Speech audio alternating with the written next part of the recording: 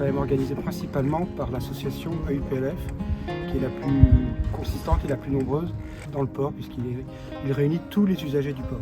Ça rassemble principalement les 3 associations qui animent le port à l'année, l'AUPLF, le CNLF, le Club nautique de la flotte, et Flottille-en-Pertuis qui réunit Musée du Platin et l'ensemble des bateaux du patrimoine du port.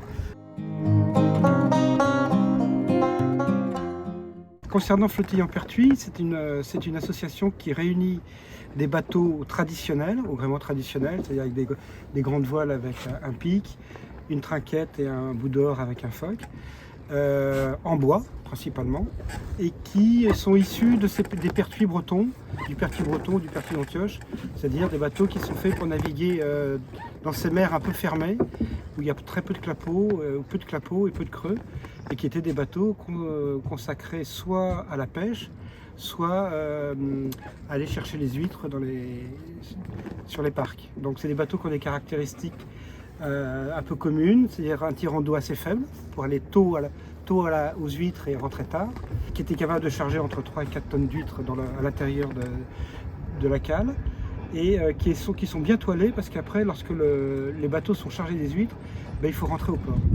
Et donc il faut du vent bien sûr, mais aussi il faut un peu de puissance. Donc c'est des bateaux qui maintenant qui ne pêchent plus sont quand même très rapides et très puissants. Au port de la flotte, notre association a pu réunir plus de 14 bateaux traditionnels, dont maintenant 8 sont classés. Monuments historiques, comme je vous le disais tout à l'heure. Quand je dis bateaux classés, c'est donc au même titre que Chambord ou Chenonceau. Ce sont des bateaux qui sont remarquables et qui sont surveillés par la DRAC pour leur entretien. Les propriétaires se font un devoir de naviguer avec eux. Plus un bateau navigue, moins il se fatigue et moins il vieillit. Il n'y a pas pire qu'un bateau qui reste sous cloche.